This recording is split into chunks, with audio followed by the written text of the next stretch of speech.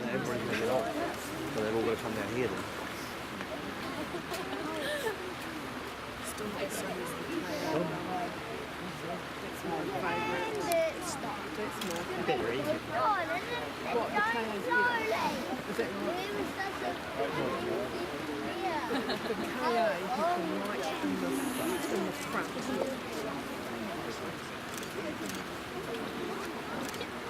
Yeah, I will give you it at home. You will have it on your computer.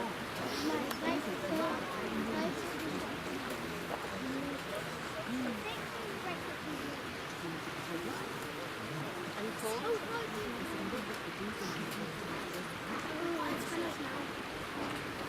Okay, I'm like,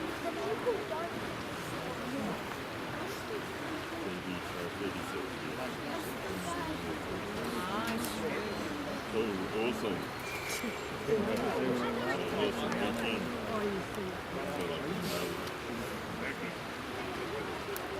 Just to be later. When we go back. I kept the Yeah, from Palmerston. go away. They do. They've talked about Anna, didn't they? A couple of years ago, they were. Oh, finally. Invisible.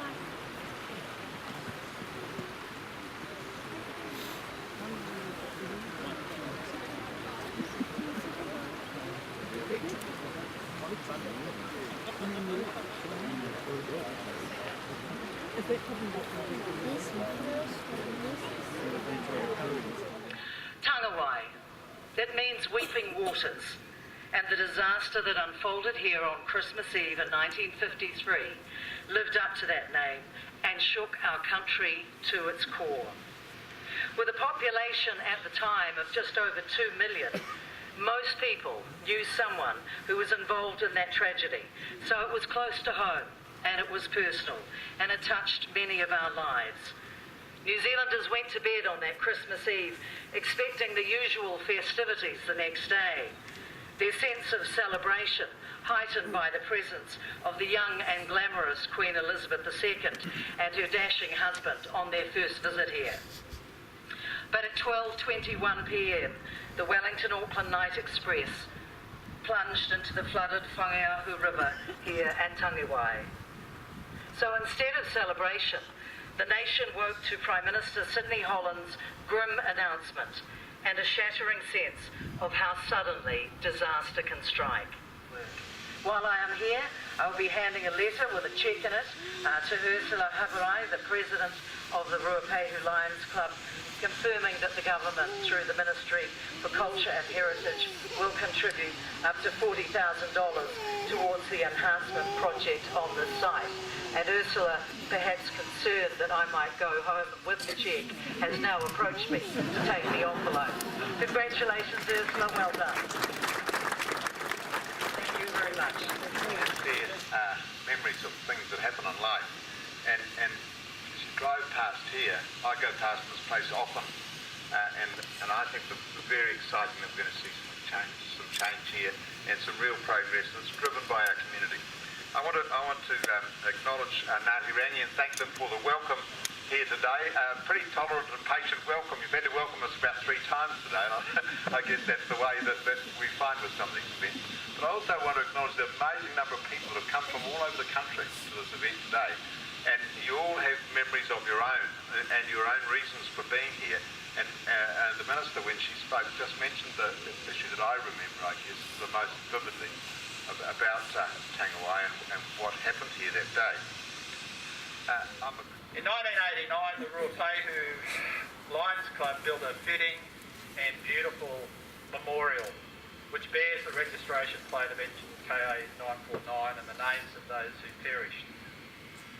But until now, the selfless actions of locomotive engineer first class Charles Parker and locomotive fireman Lance Redman have not been publicly recognised.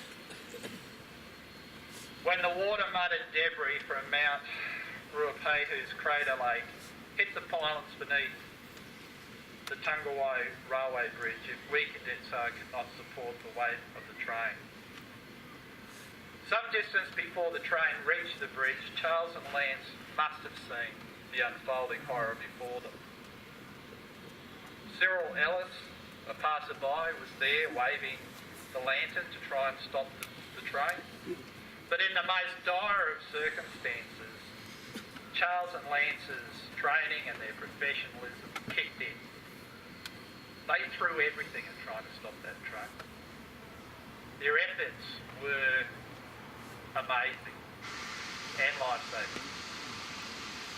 Charles shot off the steam, made the emergency brake application and sanded the track some 200 metres. Lance closed off the fuel oil supply tap, extinguishing the flames in the locomotive firebox. This was critical. They could have jumped. They could have most likely saved themselves. Instead, their instinctive actions prevented the last three carriages, guards van and postal vans from falling over into the river. All up, 134 passengers survived because of their actions. So we are eternally grateful for Charles and Lance's professionalism in the face of what must have been a terrifying and inevitable situation.